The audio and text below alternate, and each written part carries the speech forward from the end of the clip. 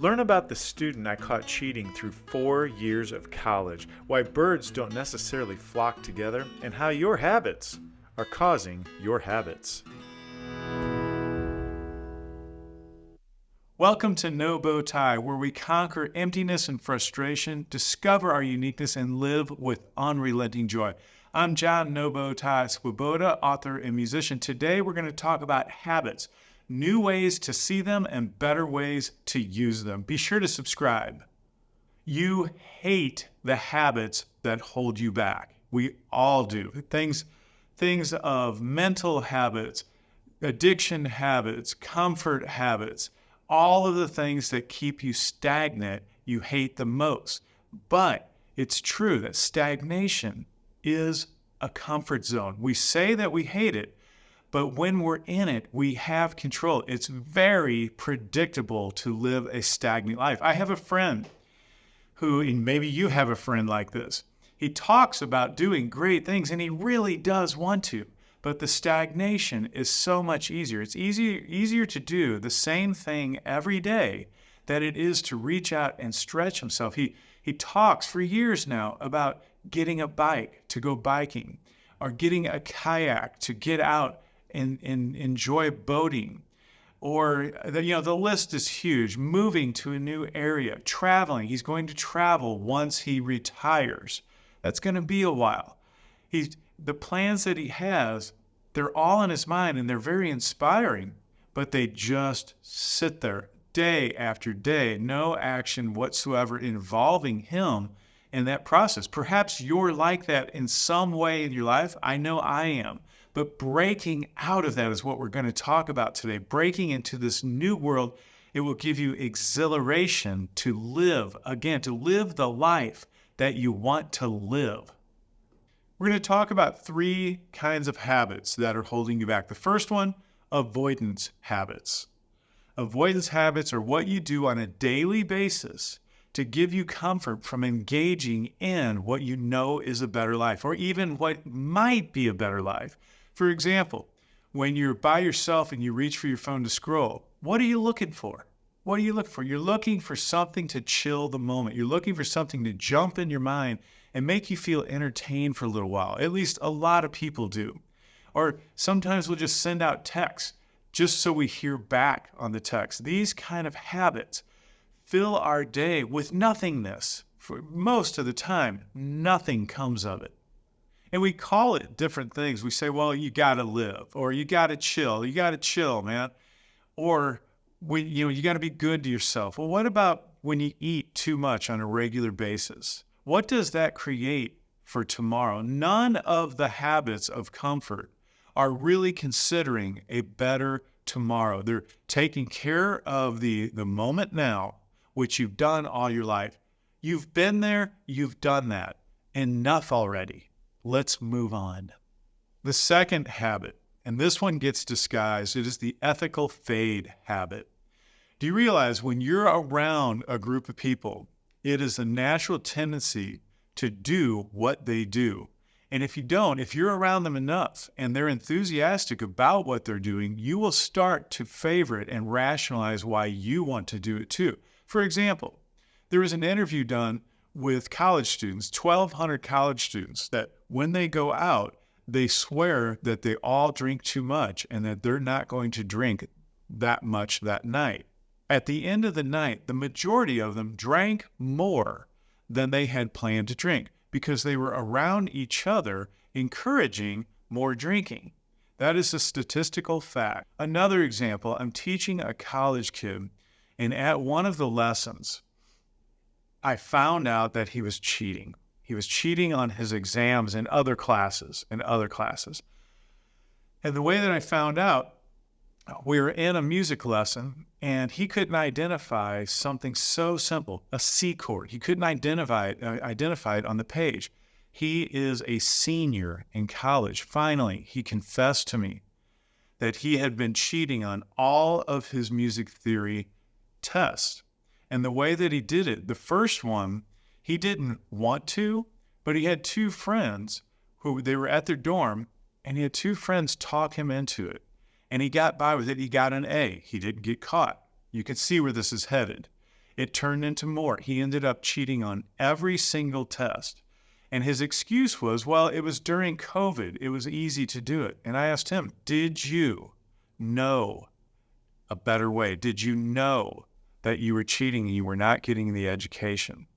So I offered him an opportunity. Instead of turning him in, I focused on the education. I had him come to my house twice a week for the next 6 months. And I drilled him with music theory until he got not just caught up, but he got the education that he wanted to get when he signed up in the class. Now, the reason I bring up that second part is not because I did the ethically right thing. It's because he changed his habit. He started following his conscience and focusing on the new habits that build his life better for tomorrow. And that is the number one question you have to ask yourself. What's this leading to? Does it build a better life tomorrow, or does it satisfy the comfort of the moment? The last one is the easiest one to understand. You've heard of it all your life. You've probably heard of the Skinner pigeon experience, where he would have them tap on a lever and it would give them food, and they would tap that lever until they were obese to the point that a lot of them died. And then that went further into studies with cocaine, where rats would tap a lever or, tap the pad and get the cocaine, the false reward. It made them feel better. And they would tap that thing until they were dead. Now, this may not be you and it may not be me, but I'll bet in some way, you're tapping that lever, whether it's being in some way of consuming, where you always eat more than you need, or setting goals, comparison goals, where you always feel better because you're one up on somebody else, but that doesn't mean anything. Or image addiction, that you have to have the best car, you have to have the best clothes, you always have to look perfect or a certain way. It's one thing to feel good about yourself, but it's another thing to think that you rise above others in a way of superiority when really they do not care. And keep that in mind. When you show somebody your new car tattoo or your outfit, they don't care about yours. They care about them. And it might motivate them in that false reward way, but you're exhibiting that. So take time and look at how often you're getting false reward. The best way to recognize it, just like the other habits, does it create a better tomorrow? Does it give you a good feeling inside when nobody is around? That's the biggest judgment, because that's where you're going to break free. Speaking of breaking free, this is the big moment. This is the hardest thing to do, but it's the most available to you, and that is to follow your conscience. And one very easy way to apply it, when you get done watching this video, you may be inspired to quit whatever you're doing. Quit smoking, quit drinking, quit lying, quit cheating, whatever. Don't do it. Don't do it. Start small. Cut down on things. Show yourself. Let yourself taste the strength that you have. For example, let's take drinking, for example. Back to the college students. So you go out and you're not going to discipline yourself to not drink at all, but you are going to discipline yourself to drink less. When you do this, you wake up tomorrow feeling the strength that you had. You realize, hey, if I can do that once, I can do that again. And it will, I promise you this, I guarantee it, it will make you feel better. So take another habit like smoking, and you measure how much you're doing and just cut down. And when you do, it's not the cutting down that's going to enhance your life. It's the strength that you feel knowing that you have self-control. There is no better way to increase your self-esteem than to exhibit self-control. When you see yourself doing it, you will do it more. And you'll start to tag your imagination into your actions and start to get the life that you're really hoping to have. And the last suggestion I'm going to make was given to me, and I'm going to do a whole podcast on this next, and that is start. Just start. Don't wait till tomorrow. Start now. Take action on it. Get out pen and paper or your computer or whatever it is you can track your progress. Take one habit and start now. Change it. Cut one down and increase another.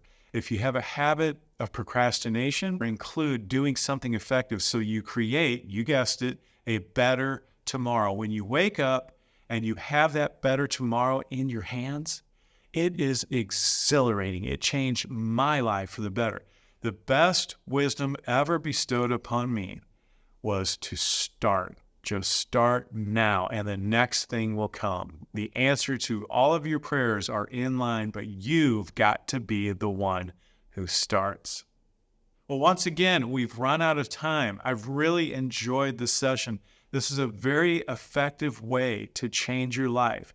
And stay tuned next week, because we're going to give you the best wisdom that you can have to embark on a new life. So stay tuned for another No Bow Tie musical example. I love this piece. I hope you do too.